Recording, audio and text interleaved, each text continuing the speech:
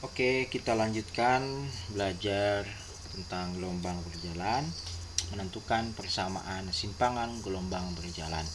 Dua soal akan kita bahas, perhatikan, simak baik-baik biar tidak paham. Jika tidak paham, silakan tinggalkan di kolom komentar. Kita mulai dari yang pertama. Harus ingat terlebih dahulu persamaan umum sebuah gelombang, Y sama dengan plus minus A sin omega T plus minus Kx. Plus minus, kapan dia minus? Kalau gelombangnya itu bergerak ke kanan. Kapan dia positif? Kalau bergerak ke kiri. Di sebelum amplitudo, kapan dia positif? Kalau dia bergerak awalnya ke atas, ya. Kapan dia negatif? Kalau bergerak simpangan awalnya ke bawah. Perhatikan di sini, titik P menyimpang pertama kali ke atas, ya kan? Berarti kalau ke atas berarti positif. Berarti di sini betul positif semua. Kemudian gelombang ini dia bergerak ke kanan. Lihat arah panahnya ke kanan. Kalau ke kanan berarti negatif. Nah, ini negatif mungkin betul, ini negatif mungkin betul, ini positif salah, pasti salah, pasti salah. Ini mungkin betul. Ya, jadi mengidentifikasi jawaban biar mengurangi waktu. Setelah itu, maka bisa kita tuliskan persamaannya. Karena dia positif, maka tidak perlu dituliskan di sini positif. A sin omega T minus Kx. Ya kan? Minus ya, karena dia ke kanan. A-nya amplitudo itu adalah simpangan maksimum. Nah, dia maksimum menyimpang sejauh 5 cm. Berarti A-nya adalah 5 sin.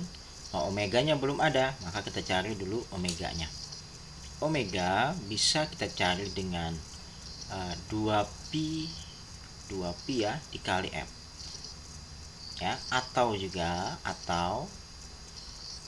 2pi dibagi periode.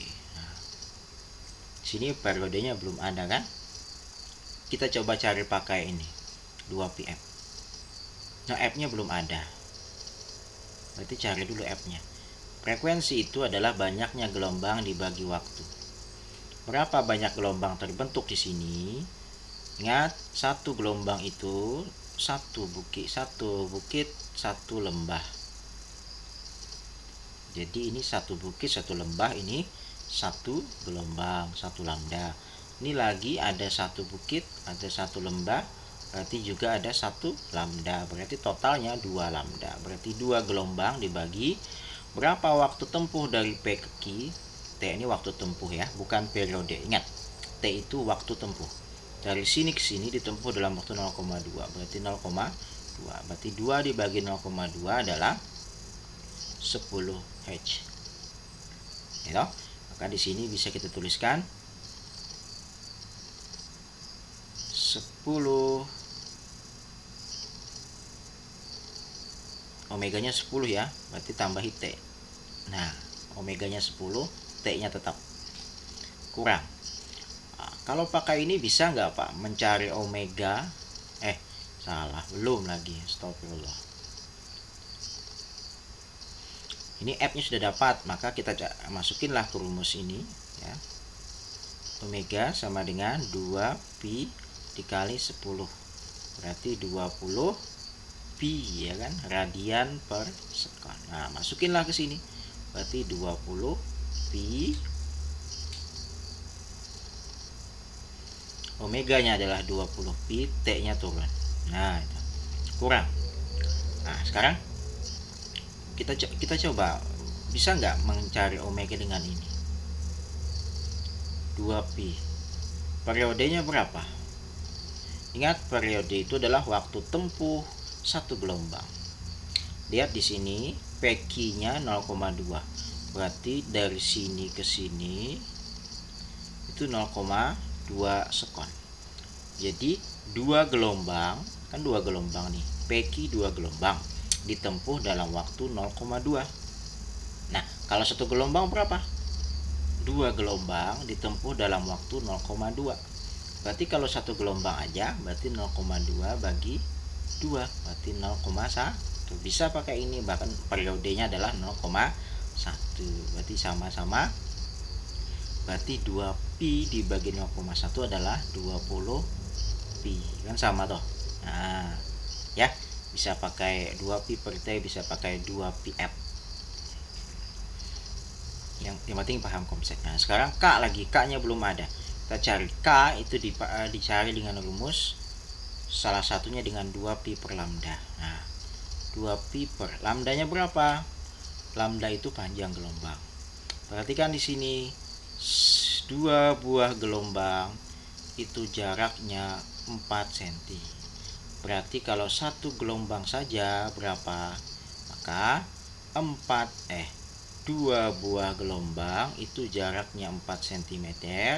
Maka kalau satu gelombang saja berarti 4 dibagi 2, berarti 2 cm.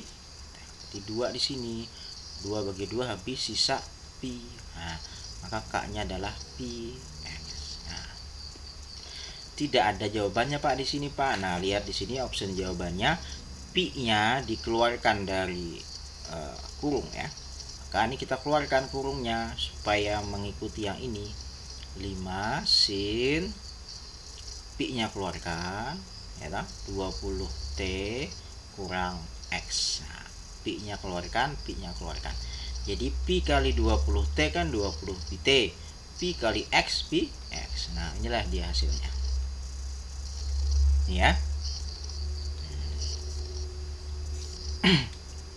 Nomor 2. Nah, ini. Nah, ini agak beda persamaannya. Perhatikan di sini ada 3 buah variabel. Jadi, persamaan umum gelombang saya tuliskan lagi, plus minus A sin omega t plus minus kx ya. Ada lagi atau y sama dengan plus minus A sin ya, A sin ya, omega t plus minus kx ya, plus minus theta 0. Nah, apa itu theta 0? Itu namanya fase ya, sudut fase awal. Jadi persamaan gelombang itu bisa dituliskan seperti ini. Kalau dibutuhkan sudut fasenya, maka ditambahkan di ujungnya plus minus theta 0 ya. Theta 0 itu sudut fase awal. Oke, kita lupakan dulu theta 0, kita fokus mencari omega sama k-nya. Y sama dengan, dia bergerak ke atas, simpangan awal ke atas, berarti positif ya. Berarti A sin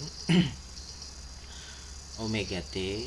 Kemudian dia bergerak dari A ke B, berarti ke kanan. Ke kanan berarti negatif kx. Terus theta 0 gimana? Theta 0 mengikuti amplitudo. Kalau amplitudonya positif, maka dia juga positif. Allahu Akbar, nyamuk sekali. Nah, di sini paham ya? Jadi min positif. Sekarang kita cari A-nya, simpangan maksimum 0,5, sudah jelas. Sin omega-nya belum ada, cari dulu omega. Omega bisa pakai rumus apa tadi? 2pf bisa, 2pi per t bisa. Enaknya pakai apa ya? 2pf ya. Nanti silakan cari sendiri. Ini belum ada, kita cari dulu. F adalah banyaknya gelombang, N dibagi dengan waktunya. Berapa gelombang terbentuk di sini? Lihat, satu lembah, satu bukit itu adalah 1 lambda. Sementara ini ke sini itu 1/4 lambda. Ini ke sini itu 1/4 lambda, ya kan? Berarti 1 lambda ditambah 1/4 lambda ditambah 1/4 lambda, itu artinya 1/4 tambah 1/4 kan setengah ya. Berarti 1 lambda tambah setengah lambda itu hasilnya 1,5 lambda. Itu adalah 3/2 lambda. Berarti terbentuk gelombang sebanyak 3/2 gelombang dibagi dengan waktu tempuh yang ditempuh dari A ke B adalah 6 sekon. Berarti 3/2 bagi 6 itu adalah 3/2 dikali 1/6. Paham ya? 3/2 dibagi 6, bagi ubah jadi kali, asalnya 6/1 dibalik jadi 1/6, berarti 3/12 dengan 1/4 itu 0,25 H. Nah, masukinlah ke sini, berarti 2pi kali 0,25 H. Berarti hasilnya berapa? 2 dikali 0,25 adalah 0,5 pi. Ini H-nya enggak usah. 0,5 pi sini berarti. Nah, di sini paham? K lagi, K dicari pakai rumus 2pi per lambda. 2pi per K lambdanya berapa? Berapakah panjang gelombang? Ya, kita bisa cari dengan ini. Berapa tadi yang terbentuk gelombangnya? Terbentuk gelombang 3/2 lambda toh? Berarti 3/2 lambda. Berapa meter dari sini ke sini? 3 meter. Berarti 3/2 lambda sama dengan 3. Maka kita kali silang. Ini loh ya. Ini harus detail ini anak-anak ini. Nanti enggak. 3/2 lambda sama dengan 3. Lambda ini milik 3 loh ya. Dikalikan silang kan per 1. 3 lambda kali 1, 3 lambda. 3 kali 2 ini lambda ya. 3 kali 2, 6. Nah, berarti lambdanya adalah 6/3. Paham nggak? Jadi gambar ini terbentuk 3/2 lambda. Jarak dari A ke B itu 3 meter. Berarti panjang gelombangnya adalah 3/2 lambda sama dengan 3. Maka 3 lambda sama dengan 6. Dikali silang. 3 lambda kali 1, 3 lambda. 3 kali 2, 6. Lambda sama 6/3, 2 meter. Maka di sini 2. Nah, 2pi dibagi 2, sisanya adalah pi. Px. Nah, sekarang theta 0 ini gimana? Maka ada konsep seperti ini, perhatikan.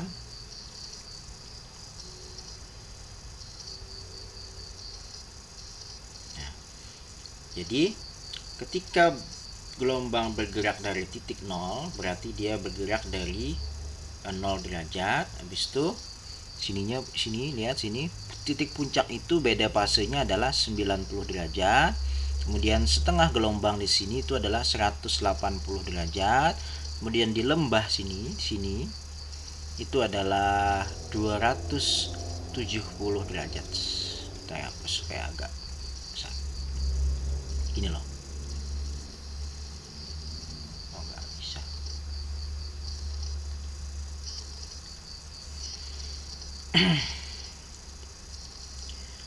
Gini, mana tadi?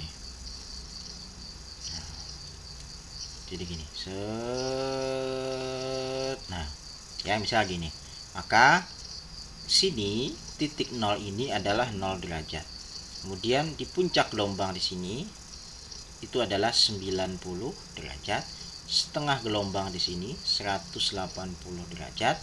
Kemudian di lembah sini itu 270 derajat, di sini 360 derajat. Nah, si gelombang ini dia bergerak dari titik puncak. Ya toh? Dari sini toh bergeraknya, bukan dari 0. Andai dari sini kan tapi dia dari puncak sini. Maka kalau dari puncak berarti sudut fase awalnya adalah 90 derajat. Nah, maka di sini positif 90 derajat. Kenapa positif? Nah, dia bergerak dari puncak positif 0,5 positif sembunyi, ya kan?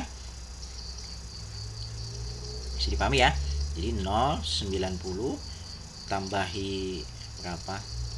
180 tambah lagi 90, 270 tambah lagi 90, 360 dan seterusnya. Nah, oke. Sekarang lihat sini, adakah jawabannya, Pak? 0,5 pi nggak ada di sini, Pak. Nah, sekarang di sini 2 pi-nya dikeluarkannya. Ya. Ini 2 pi. Nah, kita coba aja satu persatu. Mana yang jawabannya 0,5 pi? 2 pi dikali 1/4 berapa? 0,5, ya kan? 2pi dikali 1/4 kan 0,5 pi T. Kemudian 2pi dikali X per 2 berarti plus pi X. Betulkah? Salah, sudah kan min ini. Wah, ini jelas salah kan ya. Kan positif ya, jelas salah. Ini salah. Nah, kita lihat ini saja. Kita lihat ini. 2pi dikali T per 4. 2pi dikali 1/4. Gini loh ya. 2pi dikali T per 4 itu artinya adalah 2pi kali T kan 2pi T per 4. 2 dibagi 4 setengah kan, di 0,5 pi nya tetap. Nah, betulkah ini kali mana tadi? Nah, ini betul 0,5 kan, sini 0,5 pi T. Nah, sekarang 2pi dikali X per 2 berapa? 2 bagi 2 1, berarti jadi pi X.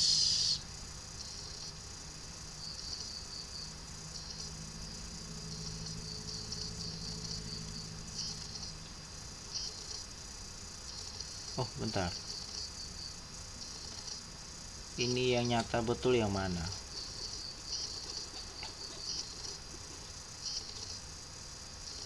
Oh, ini minnya di sini. Oh iya.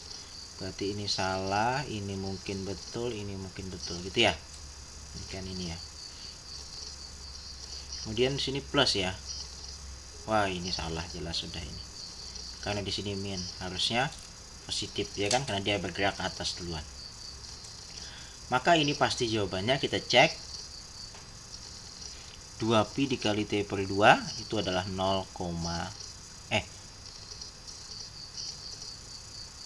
2pi dibagi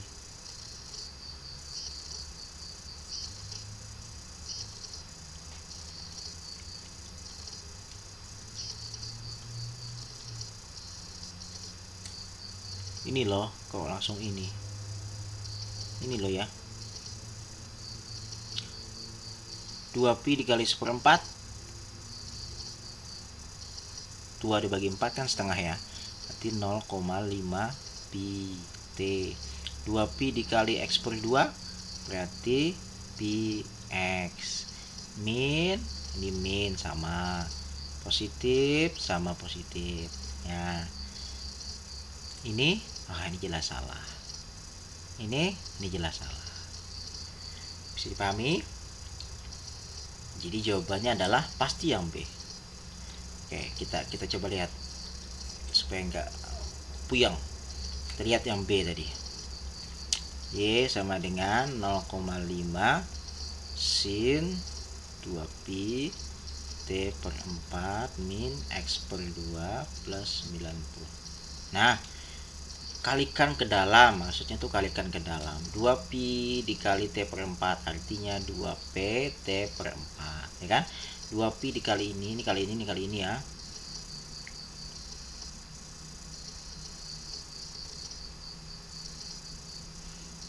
Ini 2pi kali setengah berarti ini min 2pi X per 2. Nah, kan gitu ya. Kasihin sini 0,5. 2 dibagi 4 kan setengah, berarti 0,5 pi T kurang 2pi dibagi 2 ini habis sisanya pi X. Ini jangan, ini nggak boleh kalikan sini, jangan. Ini pas awal ya. Pas ini 90 derajat. Sama nggak dengan tadi? Sama, lihat lagi. Nah, kok hilang? Gitu ya, paham ya? Kok jadi hilang? Nah, oke, bisa dipahami. Terima kasih. Jam berapa dah ini? Ini nomor berapa sih? Nomor 2 ya. Oke, cukup. Terima kasih. Assalamualaikum warahmatullahi wabarakatuh.